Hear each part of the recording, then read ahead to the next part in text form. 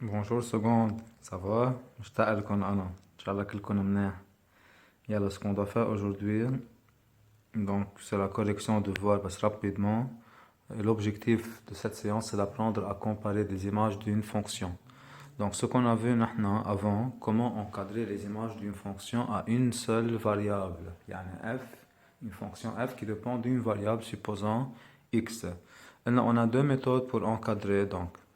Je veux dire encadrer les images d'une fonction, encadrement des images d'une fonction à une seule variable. On a vu deux méthodes, si vous vous rappelez. Donc, lorsqu'il nous demande d'encadrer les images d'une fonction, il nous demande de chercher la plus petite image possible que peut prendre la fonction et la plus grande image possible. Ok? Je rappelle que si je vous demande d'encadrer les images, les notes d'un élève au cours de l'année scolaire. Qu'est-ce que vous faites? Mais je vous dis que les notes de l'élève sont entre la première note et la dernière note. C'est un cas particulier. Ce cas s'applique dans le cas où l'élève fait un effort ou bien un progrès au cours de l'année. Ok? Donc, dans un cas général, comment on encadre toutes les notes possibles que l'élève a eues au cours de l'année? C'est entre la plus petite note durant l'année et la plus haute note au cours de l'année. Donc là, vous avez deux méthodes. Donc, la première méthode, première méthode, on dit que les images, donc si supposons on a x est compris entre a et b, يعني au cours de l'année, voilà, au cours de l'année, pour x compris entre 1 et 7, يعني je veux encadrer les notes de l'élève en prenant en considération qu'il a fait juste 7 contrôles, ok? Alors, qu'est-ce qu'on doit encadrer les images f de x? De combien de façons je peux encadrer f de x?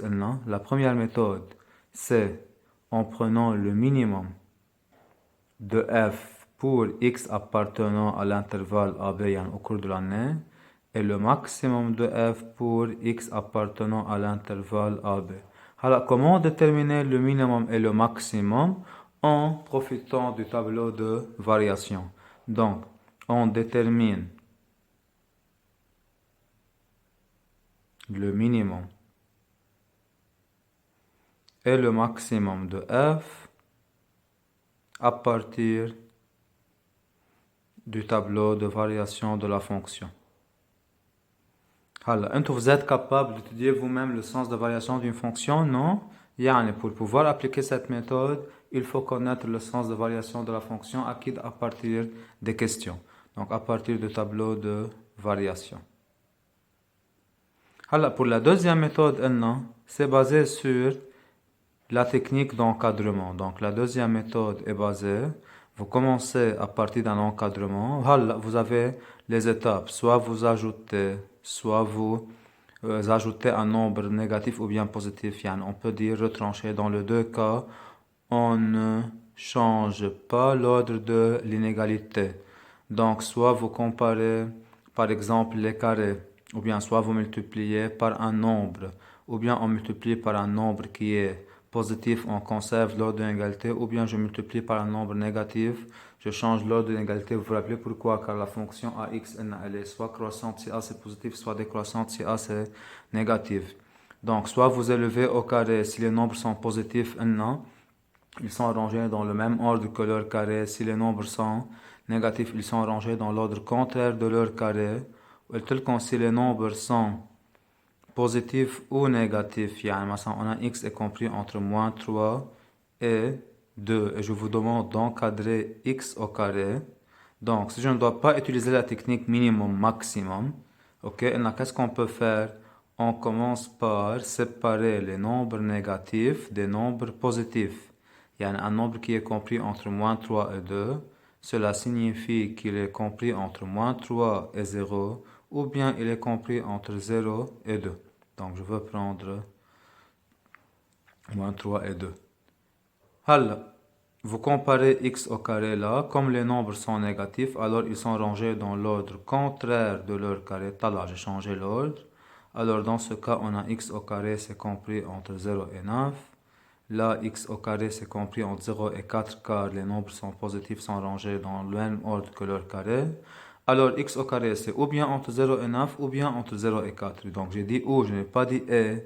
Yani, il faut que la réponse de x au carré soit un nombre compris entre 0 et 9. Yani pour x compris entre moins 3 et 2, x au carré, c'est alors entre 0 et 9. Yani la réponse de x au carré, si je remplace x par un nombre entre moins 3 et 9, c'est un nombre entre 0 et 9. Si je remplace x par un nombre entre moins 3 et 2.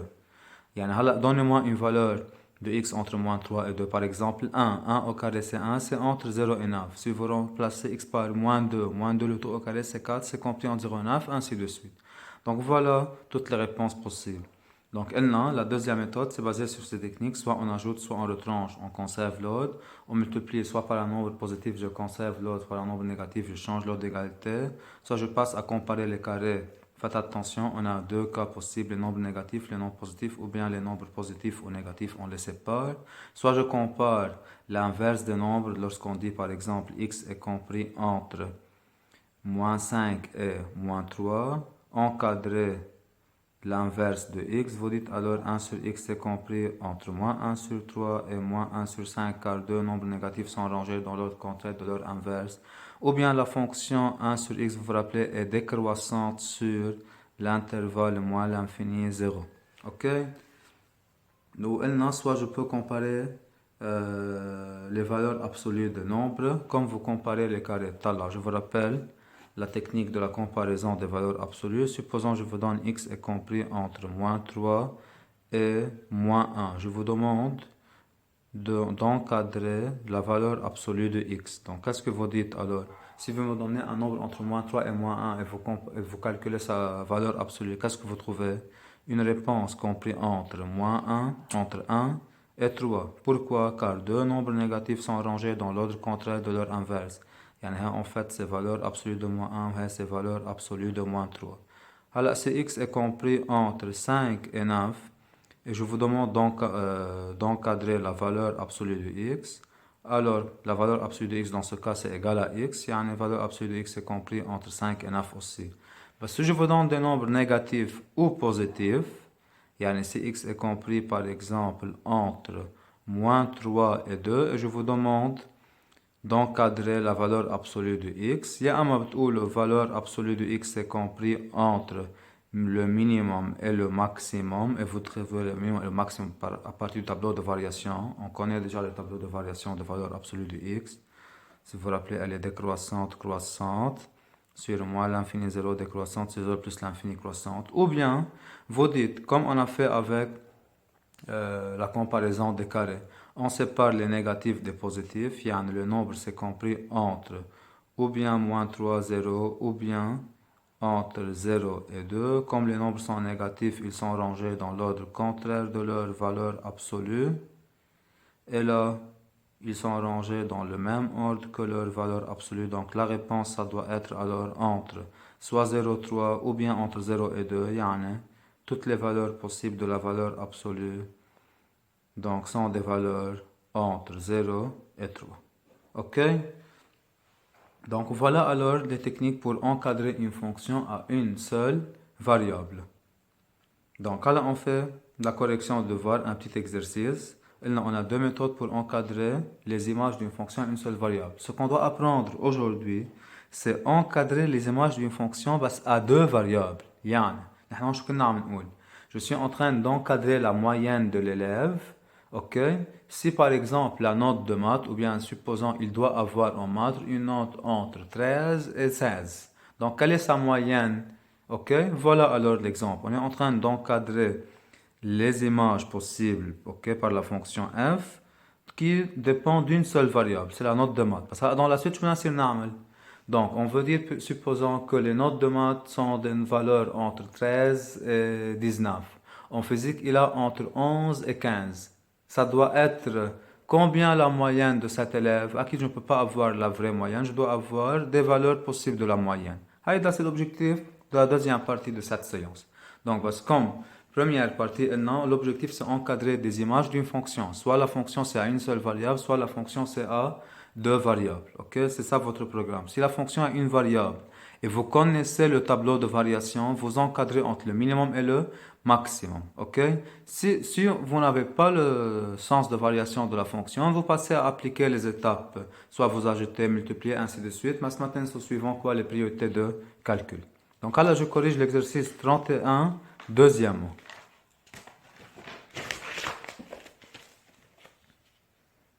Donc, page 62, exercice 31, deuxième. Qu'est-ce qu'on a? On a x un nombre compris entre 2 et 4. Qu'est-ce qu'il nous demande? Encadrer E qui dépend de... Là, sorry, troisième, c'est votre devoir. Donc, x est compris entre moins 3 et 1, sorry.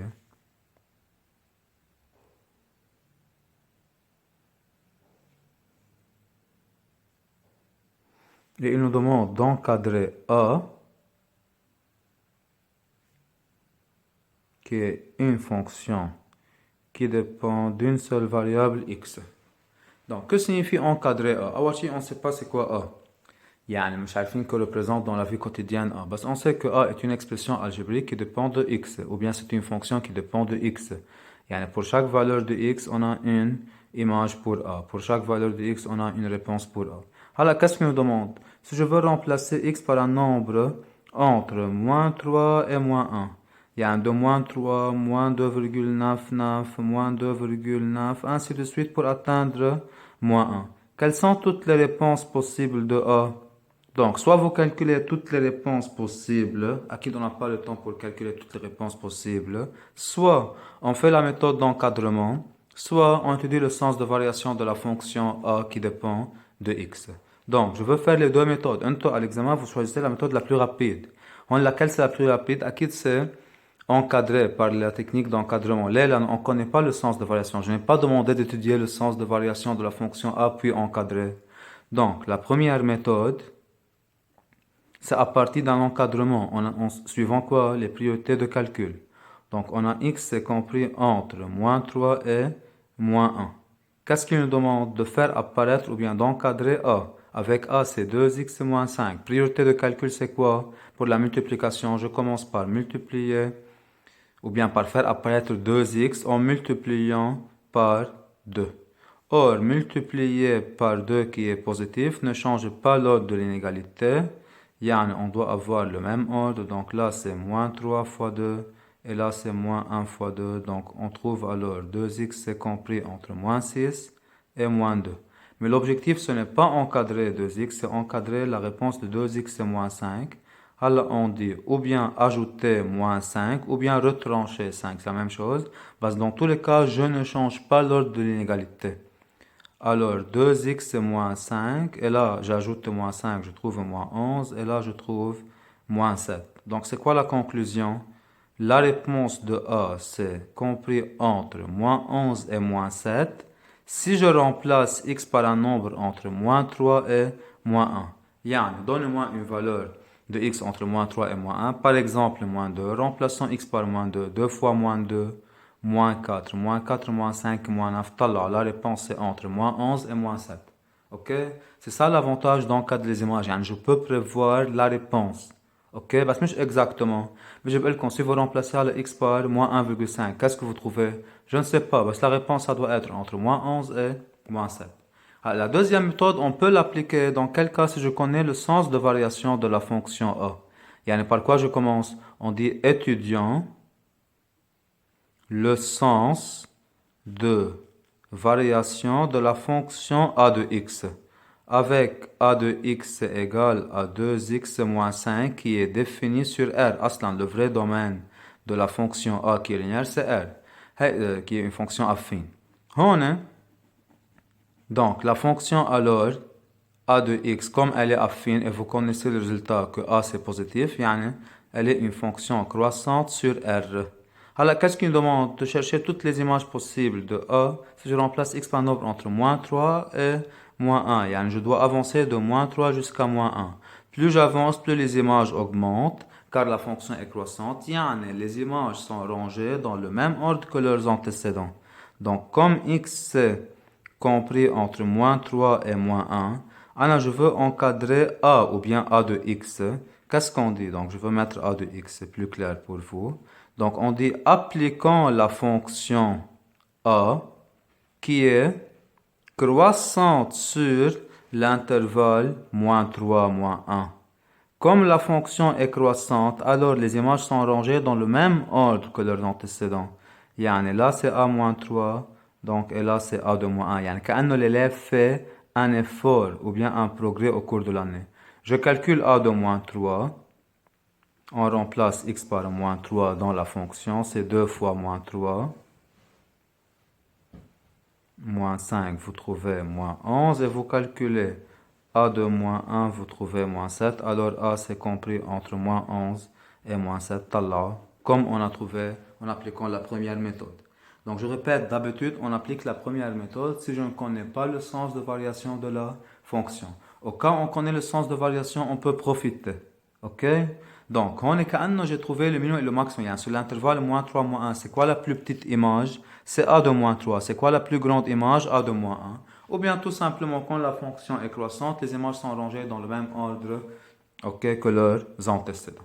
Alors, la deuxième partie, on nous demande d'encadrer la fonction b pour les mêmes valeurs de x. Avec b, donc on a x est compris entre moins 3 et moins 1. Il nous demande d'encadrer la fonction b qui est valeur absolue de 2x moins 5. Donc, soit on applique les priorités de calcul pour encadrer, soit on étudie le sens de variation de la fonction b. Ok, vous avez le choix d'appliquer l'une des deux méthodes. Parce que, comme les questions sont dépendantes, je dois profiter de ce que j'ai fait avant. Or, j'ai déjà encadré un a qui est égal à 2x moins 5. Je peux écrire b, c'est valeur absolue de a. On commence par encadrer A, puis j'encadre la valeur absolue de A qui est égale à B. Ok? On a déjà encadré A. On a dit que si x est compris entre moins 3 et moins 1, alors 2x moins 5 ou bien A, c'est compris entre moins 11 et moins 7. Voilà à quoi on passe à appliquer la fonction valeur absolue. Ok? Donc, la fonction valeur absolue, elle est décroissante, je vous rappelle, sur moins l'infini 0. Comme les valeurs sont négatives, comme les valeurs sont négatives, les images sont rangées dans l'ordre contraire, de leurs antécédents. Ou bien deux nombres négatifs sont rangés dans l'ordre contraire que leur valeur absolue. Ok? Donc, valeur absolue de 2x moins 5, c'est alors compris entre valeur absolue de moins 7 et valeur absolue de moins 11. Donc, valeur absolue de 2x moins 5, c'est compris entre 7 et 11. À chaque fois, vous remplacez x par un nombre entre moins 3 et moins 1 dans la fonction b, qu'est-ce que vous trouvez? Une réponse qui est entre 7 et 11. Donc, voilà alors l'importance de l'encadrement. Ok? Donc, c'était la correction de cette partie. Je ne dois pas corriger les autres exercices, là, ce sont pareils. Donc, là, je passe à introduire comment encadrer les images d'une fonction à deux variables. Donc, encadrement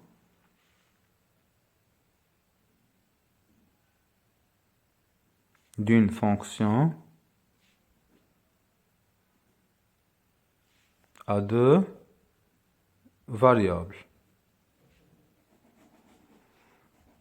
Donc, on a d'habitude encadrer les fonctions, les images d'une fonction qui a une, à deux ou bien à plusieurs variables revient à déterminer le minimum et le maximum de la fonction. Pour déterminer le minimum et le maximum d'une fonction, d'habitude, on souhaite d'avoir le sens de variation de la fonction. Or, on ne peut pas étudier, on ne sait pas étudier le sens de variation qui dépend de plusieurs variables.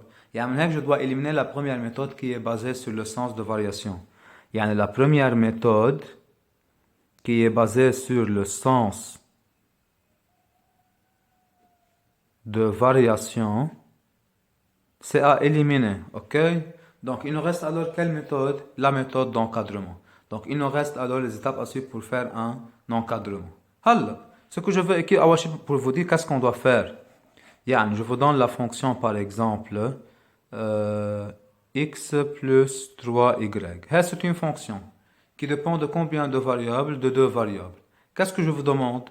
D'encadrer les images de x plus 3y pour x est compris entre 3 et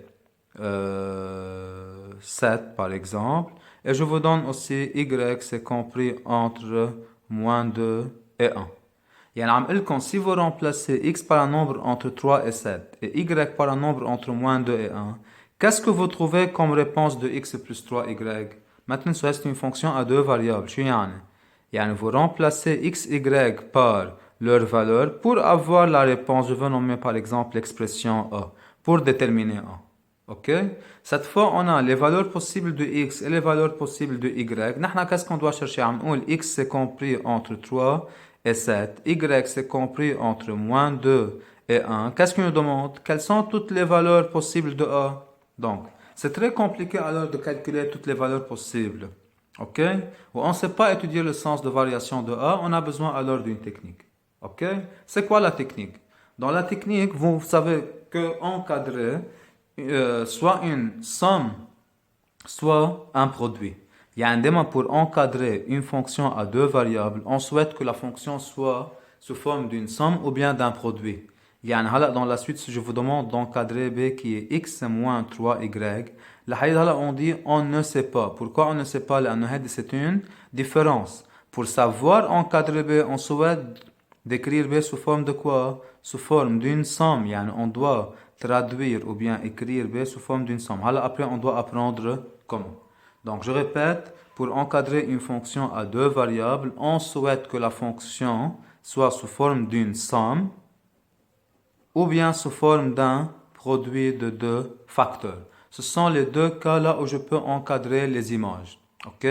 Je répète, je ne peux pas appliquer la première méthode qui est basée sur le sens de variation. Là, on ne sait pas étudier le sens de variation d'une fonction à deux variables. Donc, je commence par un exemple qui est très simple. Ok?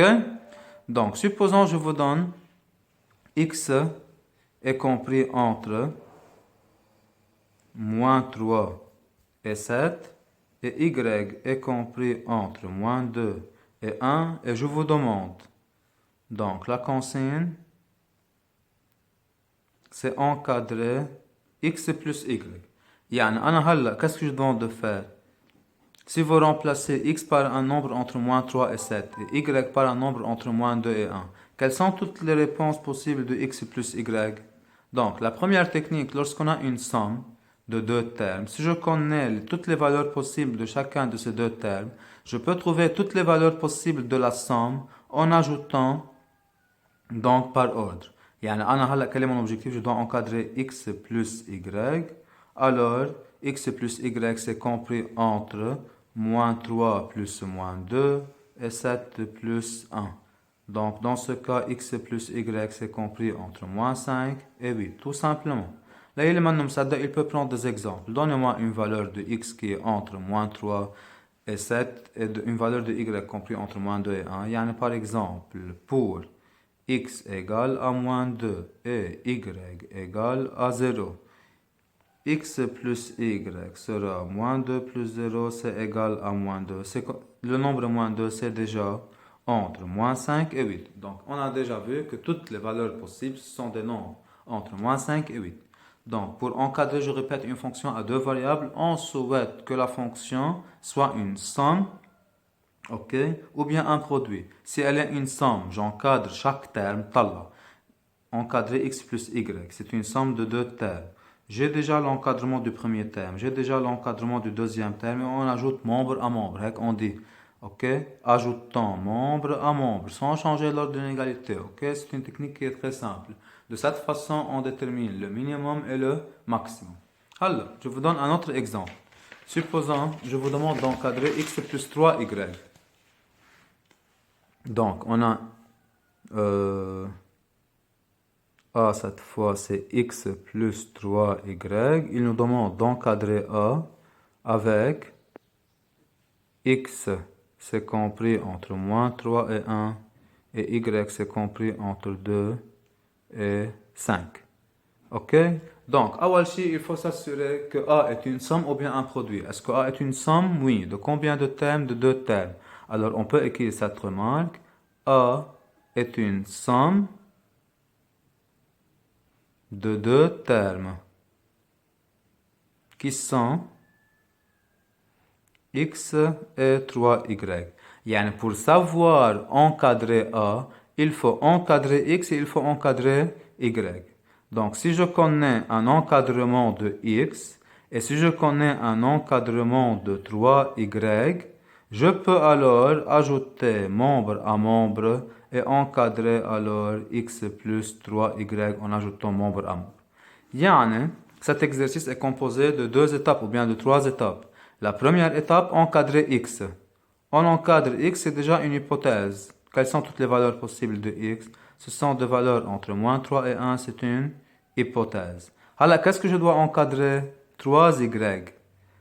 Donc, est-ce que l'encadrement de 3y, c'est une hypothèse? Non. Qu'est-ce qu'on a comme information? On a y, c'est compris entre 2 et 5. Et on doit faire apparaître 3y. Comment? En multipliant par 3 qui est positif. Donc, on ne change pas l'ordre de l'égalité. On trouve que 3y, c'est compris entre 6 et 15. Voilà, après, il suffit d'ajouter membre à membre ces deux encadrements. Donc, conclusion, x, c'est déjà entre moins 3 et 1. 3y, c'est déjà entre 6 et 15. Voilà, on encadre x plus 3y en ajoutant membre à membre. Donc, x plus 3y, c'est compris entre moins 3 plus 6, c'est 3, et là, c'est 16. Yani à chaque fois, vous remplacez x par un nombre compris entre moins 3 et 1 et y par un nombre compris entre 2 et 5, la réponse de A, ça doit être compris entre 3 et 16. Donc, c'est de cette façon on encadre une somme. Alors, on passe à apprendre à encadrer une différence. Or, pour encadrer une expression ou bien une fonction à deux variables, on souhaite de l'écrire sous forme soit d'une somme, soit sous forme d'un produit. Je vais vous donner x par exemple est compris entre moins 3 et 1, y c'est compris entre 2 et 5. La consigne c'est encadrer l'expression a qui est égale à x moins y. Alors, je vous dis, cette forme n'est pas convenable pour faire un encadrement. Pourquoi cette forme n'est pas convenable pour encadrer? Car a n'est pas une somme, elle est une différence. Comment je veux l'écrire sous forme d'une somme? Comment on l'écrit sous forme d'une somme? C'est x plus moins y. Vous avez qu'on parle plus de détails, c'est x plus, que signifie moins y? C'est moins 1 fois y. Alors, a est une somme. De combien de termes? De deux termes. Qui sont x et moins y. Yani, à la première étape, je dois encadrer x. Deuxième étape, je dois encadrer moins y. Et à la fin, je fais la conclusion. La conclusion. On encadre, on a déjà l'encadrement de x, l'encadrement de moins y, et on termine par ajoutant membre à membre. Alors, on a déjà que x est compris entre moins 3 et 1, c'est une hypothèse. Donc, là, pour encadrer moins y, on commence par y, c'est compris entre 2 et 5. Pour faire apparaître moins y, il faut multiplier par moins 1 qui est négatif. On change l'ordre de l'inégalité. Alors, moins y, c'est compris entre moins 5 et moins 2. Voilà, comme x est compris entre moins 3 et 1, y c'est compris entre moins 5 et moins 2. Donc, x moins y sera entre moins 8 et 1 plus ou moins 2, c'est moins 1. Ok?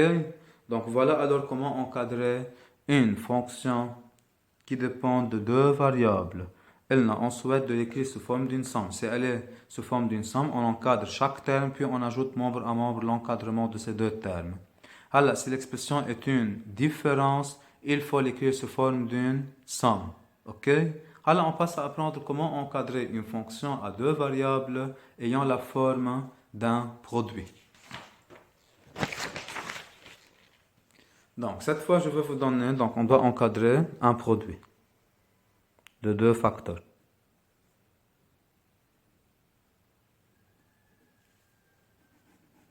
Je vais vous donner par exemple x est compris entre 3 et 5, y est compris entre 2 et 4.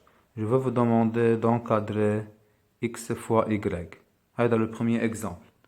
Un deuxième exemple, x est compris entre,